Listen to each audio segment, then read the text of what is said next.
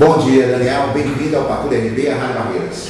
Bom dia, Marcelo Ferraz. Bom dia a todos os ouvintes da rádio. É um grande prazer estar novamente aqui com vocês. Preservação da biodiversidade no Oeste Baiano.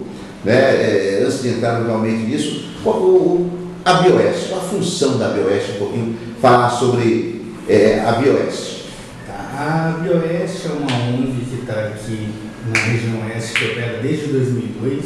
Desde 2002? Desde 2002 a gente está aqui com diversos programas aí, ações aqui em todo o Oeste da Bahia. Nos últimos 2 anos a gente teve uma redução da nossa equipe, passando a funcionar somente a Coordenadoria de Políticas Públicas, onde a gente estava como Conselheiro Nacional de Meio Ambiente até o ano passado. Esse ano a gente é Conselheiro Estadual de Meio Ambiente, bem como fazendo parte da CIEA, que é a Comissão Interinstitucional de Educação Ambiental do Governo do Estado.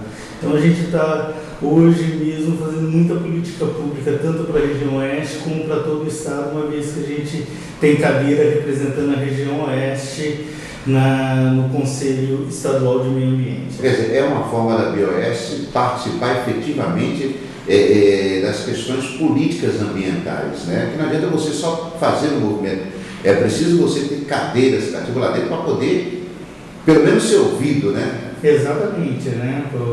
Os conselhos são formados pelo poder público, o poder empresarial e pela sociedade civil.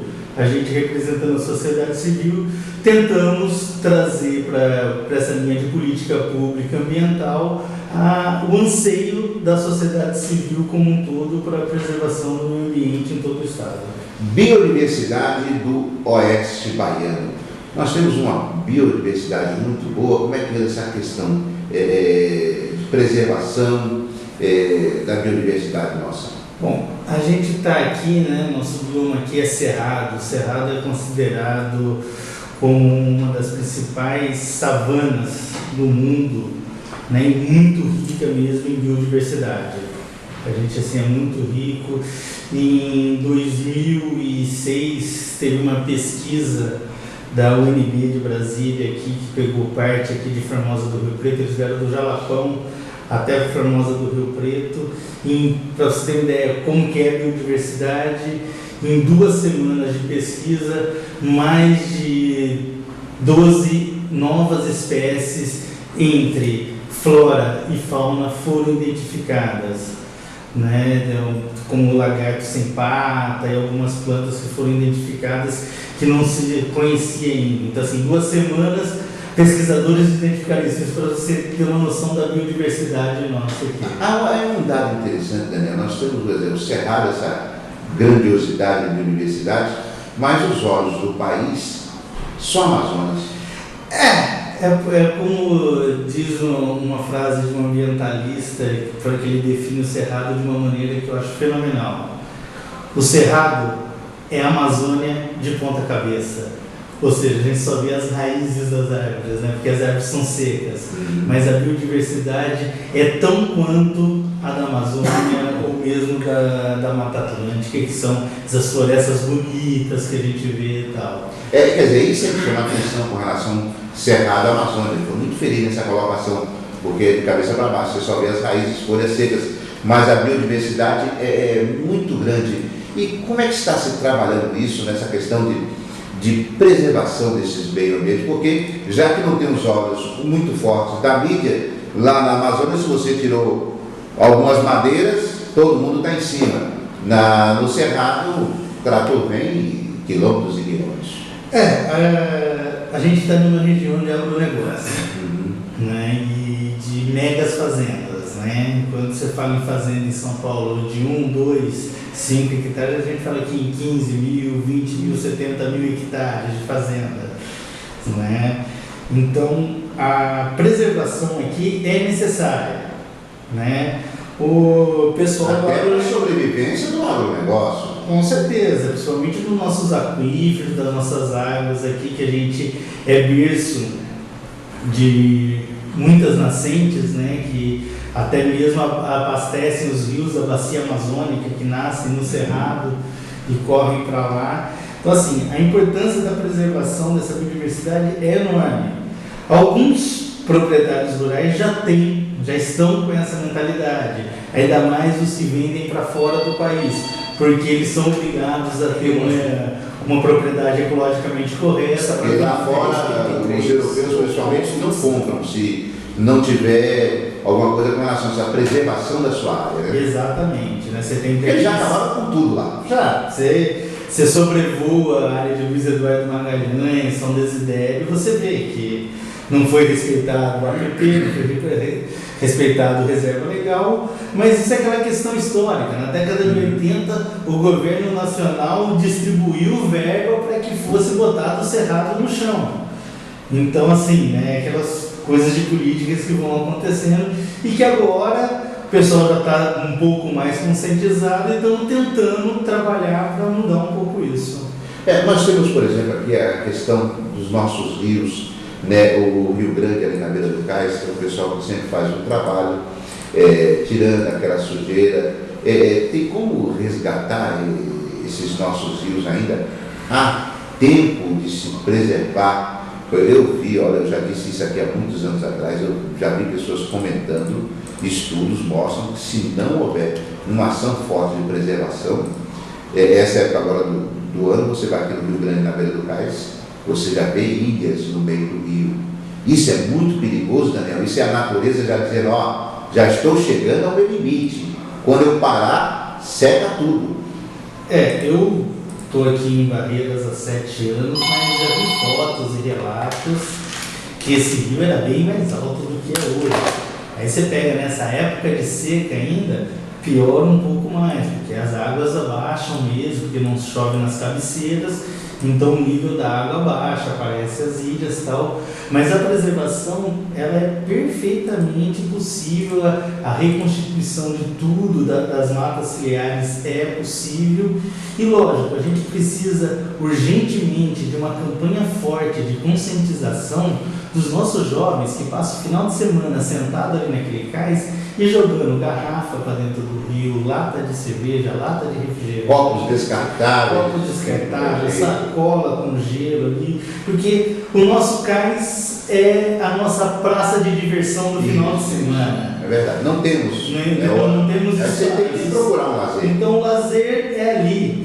Então, assim, precisa de uma conscientização. Essas ações de limpezas são importantes, mas se você conscientiza a pessoa a não jogar, elas acabam não sendo necessárias. Em vez de limpar, a gente pode começar a plantar árvores nativas ali naquele pedaço, como já está próximo do rio, a água do rio já vai ajudar para manter e tal, e recuperar essas nossas matas ciliares, principalmente aqui da área do centro, que está precisando com bastante urgência mesmo. Quer dizer, são ações que podem ser feitas unindo sociedade civil e governos, quando digo governo, é entrar o governo federal, o governo estadual e governo federal, e principalmente a população, para que preserve. A gente fala aqui, preservar, não vamos jogar isso no rio, não vamos fazer isso, mas o calor que fez domingo, estava todo mundo no rio. Todo mundo no rio, e lá no rio, principalmente no Rio de Ondas, aquele patrimônio lindo que a gente tem aqui, também a gente tem o mesmo problema. O pessoal senta ali, joga suas bitucas de cigarro dentro do rio, joga seus copos descartáveis e acaba degradando, né, nas limpezas que acontecem, né? A gente já participou de vários, já chegamos a tirar toneladas de resíduos, eu não vou falar que é lixo, não vamos falar de resíduo, toneladas de resíduo, já colocamos aqui na Praça Castual. Para as pessoas verem, esse é o nosso rio. Isso é o que está saindo de dentro do rio, já tiramos pneu, geladeira, fogão, tudo de dentro do rio. Eu sou há bastante tempo aqui, meus filhos são barreirenses, não sou barreirense de nascença, né, de adoção, mas eu me lembro muito bem, Daniel, que ali na beira do cais as pessoas pescavam, né, e ali eu já vi pessoas puxarem na linha dourados maravilhosos, lindos. Hoje em dia você chega na beira do rio, eu não sei nem anos, que há muito tempo eu não vou, mas hoje nem piaba tem. Isso é consequência dessa degradação da nossa biodiversidade? Exatamente. Também faz parte disso, né? O descontrole, as formas de pescaria. Você pega, vamos para um exemplo aqui próximo nosso, como a rádio vai para toda a região oeste. Vamos para um exemplo de São Desidério, Rio das Fêmeas. O pessoal constrói barragens que não tem escada para peixe subir o rio. Ou seja, como é que vai fazer? Você vai matando lá em cima. Entendeu? Assim, são exemplos assim que a gente tem aqui de ações humanas que poderiam ter sido planejadas de forma mais sustentável, mas sob a ligação, lá de cima não tem escada, então a de baixo também não vai precisar ter. Como é que esse peixe vai pular, vai fazer a desova no meio do caminho? Não chega. Acontece a famosa piracema, né? Aí o que acontece? Acontece isso, a questão da diminuição ou a extinção de certas espécies de peixes nos nossos rios. Exatamente. Eu conversando com os pescadores aqui do Maitá, hoje em dia surubim é raro você pegar. Tanto é que as pessoas aqui que criam tambaqui também já estão criando tanques com surubim. Nós vamos comer daqui a alguns anos surubim criado em tanque. Se já não estamos comendo. Isso é verdade. Pode vir de fora. Aqui ainda está se iniciando, mas de fora já pode estar um processo avançado. Exatamente, né? Isso tudo vai bater na conscientização de todos. Enquanto o pessoal não conscientizar que a gente não come dinheiro, a gente não respira dinheiro, entendeu? Que a gente tem que preservar para que nossas futuras gerações tenham acesso a isso. Eu fico imaginando, o pessoal falava que era difícil você atravessar nada do Rio de Janeiro. Não, você não atravessa aqui. Poucos atravessavam, tinha que ter muito fôlego e força realmente nos braços. Hoje você atravessa sem precisar nem nadar. Em alguns pontos do rio, você atravessa em pé. Então, assim, são ações assim que precisa, né, ser repensado e tal, né?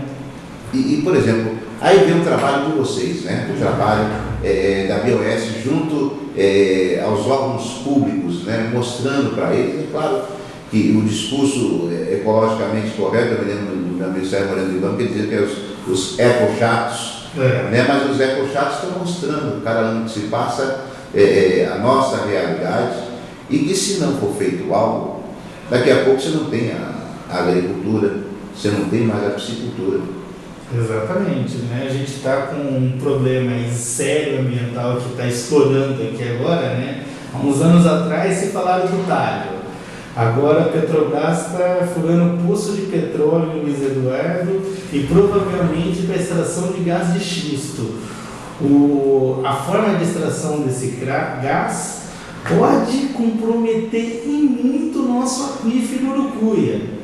Uma vez ele contaminado, é o que eu estou falando há muito tempo, se contaminar o aquífero, compromete toda a agricultura do oeste da Bahia, porque a maioria da agricultura é irrigada e essa água vem de onde? Vem dos rios e do aquífero que abastece o rio. Quer dizer, na época de chuva se mistura tudo e joga no rio. Joga no rio, ou até mesmo puxando do aquífero, porque esse gás de xisto é feito por explosões, né, chama de fragmentação, a extração dele, onde faz um poço de 4.000 metros, depois injeta água em alta pressão para esse gás ser expandido, ser extraído e com um produto químico que pode contaminar o aquífero. A gente tem casos nos Estados Unidos inteiro onde esse gás é altamente extraído e que comprometeu assim, rios, aquíferos, e além que naquelas regiões que tem terremoto lá, aumentou em mais de 100% o índice de tremores de terra. Então assim, é complicado. É porque você mexe com o subsolo, né? Você abre carteiras no solo, pode vir a erosão, pode passar o tempo, que a chuva vai penetrar na terra, né? E aquele buraco ela vai preencher de água, pode vir a erosão das laterais. Assim, são muitas coisas. O que a gente mais me preocupa hoje é essa forma de extração, porque ela é altamente contaminante se não tomar os devidos cuidados, e a gente tem aquele problema sério de muitos e muitos anos. fiscalização. Esse é O o governo problema. público faz aquele licenciamento de fachada, só para inglês ver, e a fiscalização que deveria ser feita nunca é feita. Não se tem pessoas, não se tem equipamentos, não é? Quer dizer, é toda aquela função estrutural que não existe para que se possa ser feito serviço. Aí o grande poder econômico, se valorizando disso, acaba tomando algumas atitudes que podem acabar não sendo necessariamente o melhor para o meio ambiente. Né? Ô Daniel Melo Barreto, a juventude, ela vem participando mais dessas ações ecológicas, mostrando para a sociedade que algo realmente tem que ser feito. Eu acredito que a partir do jovem você começa a educar o adulto. Não, com certeza. É assim, uma coisa que me deixou muito feliz, a gente participou agora, semana passada, dia 26, da primeira conferência regional infanto-juvenil pelo meio ambiente, que aconteceu aqui em Barreiras, um encontro que trouxe alunos de 12 cidades aqui da região, sob a coordenação da DIREC 25, onde foram alunos de 10 a 14 anos que fizeram um projeto, que mostraram que eles estão altamente preocupados com a questão ambiental. Assim, então você vê que cada vez mais os jovens, as crianças mesmo, os pré-adolescentes, que eram o público-alvo dessa conferência, né?